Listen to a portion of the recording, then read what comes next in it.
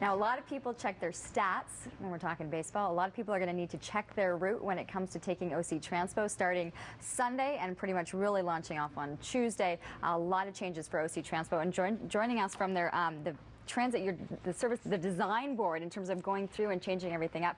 Pat Scrimshora. I almost had the name. All right, lots happening. So give us the rundown as to a lot of the changes happening come Sunday and Tuesday. A lot of bus routes changing this weekend. Probably most of the bus routes have some change to them, some major, some smaller, but the main thing that everyone should do is go to octranspo.com or checkyourroute.ca to check where they're doing, use our online travel planner, see how their trip's going to be different next week than it is today.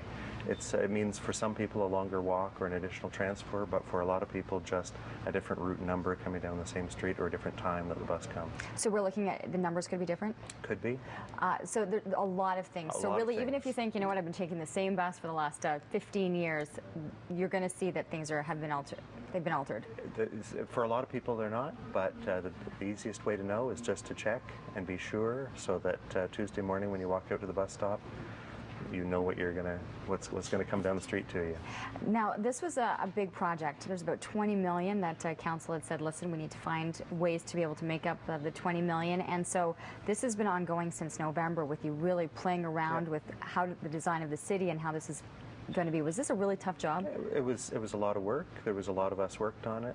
We started last fall and lead up to the city budget. Then council approved the budget. We laid out some initial plans, had some very good consultation with customers across the city. A lot of people told us how we could make things better for them. We changed things around, and then we sort of locked it down in May, and we've just been making minor changes since then.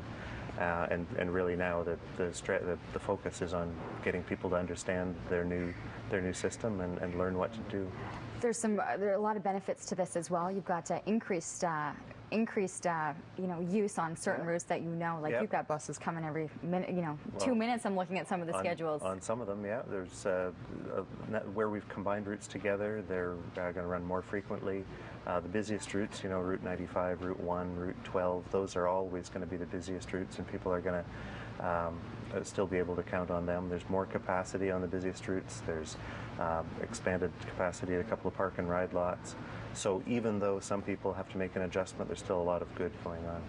The one thing that I thought was remarkable is, and it's amazing how we're using social networking and we're using our phones, but to be able to really keep track exactly where your bust is. And this is something that you guys have just put out. Yeah, it just started yesterday. It's pretty neat. You just type in on your cell phone, you text the 4-digit stop number of your bus stop to 560-560, and within about a second it replies with the times of the next buses coming down the street, and it's real time. I used it the other day, just leaving work, typed in the stop number, told me that 2 buses were coming in the next 2 or 3 minutes. I looked up and they were just coming over the hill.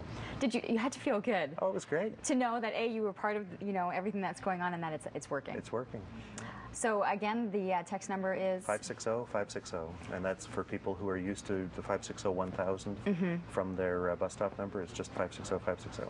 And text and be able to know exactly where their bus is and when to expect the next one coming. And of course, the big thing that we're trying to push right now is to check your route. Checkyourroute.ca is where you're going to want to go. Things will really see the changeover starting on Sunday. That's when you'll start into, of course, the new fall schedule. But really, everything really kicking off as everyone's getting back into full schedules come Tuesday after the Labor Day Monday.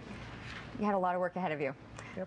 Well, thank you. Okay. And we're going to send things now back to Almont. Sarah Freemark standing by. I think she's going to be digging in with some crepes this morning.